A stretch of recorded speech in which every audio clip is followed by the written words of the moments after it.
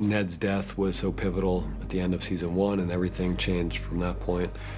And even though there have been many big moments since then, there's nothing that compares to the Red Wedding. Everything changes after this point. It's kind of the end of the innocence. My belief about fiction has always been that I want to affect my readers emotionally. Whatever I'm doing, I want them to care about the characters. And I want them to experience the full range of human emotions that we experience in life. I want them to laugh at the funny scenes and at the feast scenes. I want their mouth to water when I'm describing all the food. And if I'm writing a song, I want them to hear the music. And when there's death, I want them to feel grief. Fiction should replicate life. Television and film should replicate life. If there's going to be a death of an important character, you should feel it. And that's what I tried to do with the Red Wedding, and I think that's what David and Dan have done with their version of the Red Wedding. They certainly did it in the first season with the death of Ned Stark. I mean, I, of course, knew that was coming, and I watched it like everybody else, and there were tears in my eyes when episode 9 of season 1 was over. So that's the way it should be. When you're reading anything, when you're watching anything, the impact of that story is ultimately just a question of how hard it hits you. And I think it's hard for me to remember a scene that hit me harder. I remember the experience in reading the book was kind of shock and horror, but then later, how did I not see that coming? Because you knew that Robb was heading into a dangerous situation, but somehow your guard drops and you realize that Edmure, despite all his fears, he's not marrying some hideous Frey monster. He's actually marrying this beautiful young woman, and that turned out really well. And it looks like, hey, this might have a happy ending. And of course, it all starts to change when you hear the Rains of Castamere playing, and you think that's not right. That's something odd there. So what we were hoping for with the scene is something similar, where things seem to be going so well, and then it all takes a very dark turn. Part of my desire as a writer, part of the thing I always strive for in my books, is not to be predictable.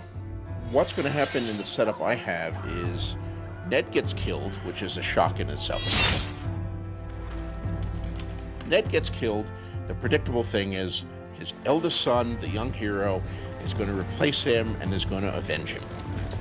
So I wanted to, in my evil sense, to set up the reader for that and then to frustrate their expectations. Because life doesn't work out that way, you know? You don't always get to avenge your father's killer. Sometimes you get killed too, and the whole situation becomes worse. So I knew that even before I finished the first book, I knew ultimately that, you know, the Red Wedding would be coming, which didn't make it any easier to write, because by the time I wrote it, I'd spent 6 years with these people, and I'd come to love Robb. I've come to love Catelyn. Letting go of them was very, very difficult for me. But nonetheless, it was always intended. I remember how it made me feel to read this thing, to have this thing happen in a book I was reading and not be able to believe what I was reading. I was completely fooled, just had no idea what was going to happen, and then went back and reread, and all the clues were there. So what's really impressive about what George did, it wasn't just that he wrote something surprising, because anyone can surprise you. You know, you can write that the queen's head explodes and no one's going to see that coming, but if it's not properly set up, it's just a cheat. But to surprise someone, and then, despite the fact that you've given them a chance to figure out what's going to happen, that takes real skills. When I wrote Storm of Swords, the Red Wedding occurs about 2/3 of the way through the book, and yet it was the last thing that I wrote. The whole book was done except for that chapter. That was the last brick in the wall. So, you know, I got to it and I said, all right, I have to do it now. I have to kill Robb and Cat. It's probably the scene that I'll most be remembered for this entire thing, and it's a scene that David and Dan have. One of the scenes I think that got them to make this show. They said to me when we had our first meeting at the Palm all those years ago in Los Angeles that if we can get to 3 seasons and do the Red Wedding, then it'll all have been worthwhile. So here we are. And I hope the viewers will forgive us all. Well, let's get ready.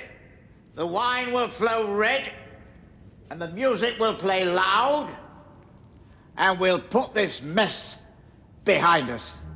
You've got two audiences for the show. The people who have read the books already and those who haven't. And there are millions of people who have read the books and millions more who haven't. And the show's got to work for both of them. I think for the people who have read the books, there's that dread of knowing what's going to happen and kind of wishing it wasn't going to happen, even though you know it's going to happen. And then for the people who haven't read the books, with luck, it hasn't been spoiled for them yet. And it can be a shock, the same shock it was for the readers the first time they came to that scene. But it's got to work for both audiences. It's got to work for those who know it's coming and for the larger audience who doesn't know it's coming. There might be some people who see it coming because people are pretty savvy.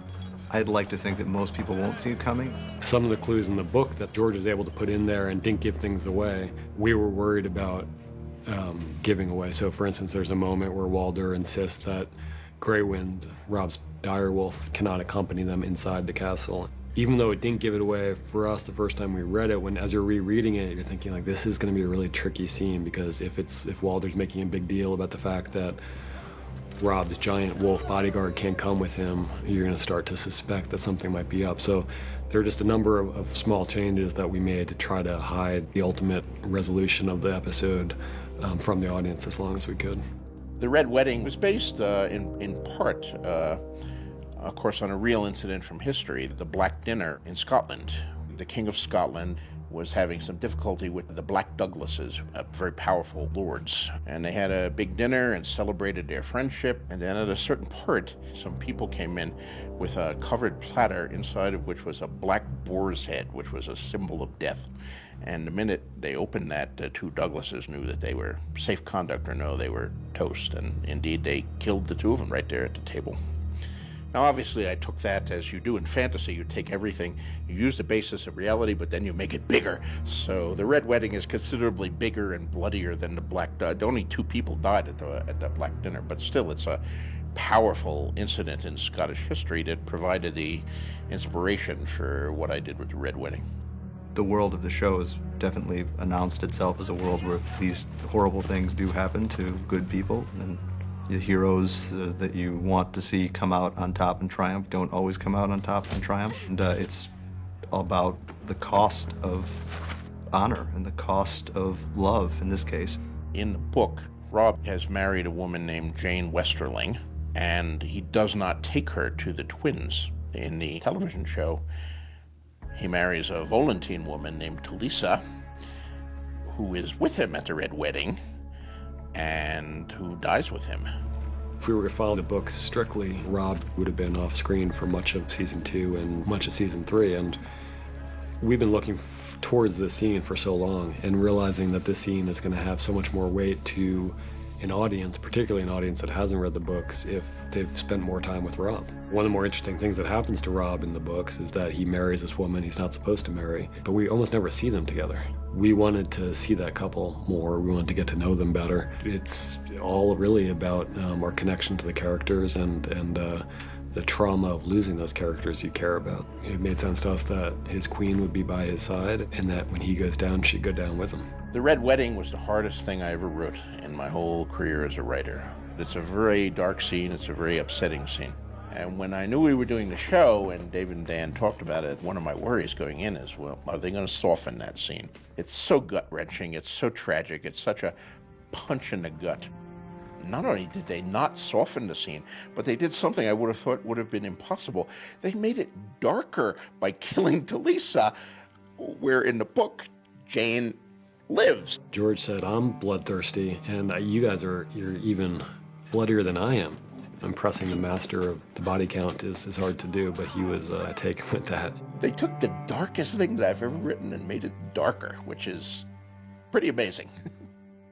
We're really pleased with and proud of the way that it turned out. I think that we succeeded in making the version of it that we would most want to see, and we're really happy with it. Maybe happy with it is the wrong word to use for this specific scene, but we are. I mean, it's a grim and horrible moment, but we want to do it its own kind of grim and horrible justice. It doesn't end quickly. It's not all over in a hail of crossbow quarrels. It's actually lingers what we hope is for an uncomfortably long period of time. I think in that final moment, it's about the tragedy of a mother's last-ditch, completely futile attempts to save her son's life. I don't think she cares more about herself at this moment. She puts herself directly in harm's way. She does what she does with Walder's wife, and knowing Walder Frey as she did on some level, maybe she knew it was a futile move, or maybe she didn't in the state she was in. Michelle in that last scene is just so powerful. Her voice when she's talking to Walder Frey and pleading with him. When she swears that she'll kill Walder's wife and they kill Robb, she makes good on that promise. That last shot of Catelyn standing there, you're kind of hoping for a cut to black. You just want it to be over. You're watching this woman that you care about so much, and in her absolute most horrible possible place, a mother having seen her own son killed before her eyes. Catelyn has everything that's ever meant anything taken away from her, and she knows that when Robb is dead, that she's dead too. She also knows, I guess on some level, Walder Frey's wife is blameless, and on a larger level she doesn't care, and she makes good on the promise she made to Walder Frey and kills Walder's wife, and then she waits to die. There was no image that could feasibly come after the image of Catelyn dying and dropping out of frame. We always knew that that would be the last shot, and we knew that she would fall beneath the frame and we'd end on a blank frame. There's no score we could imagine that would be appropriate for the moment.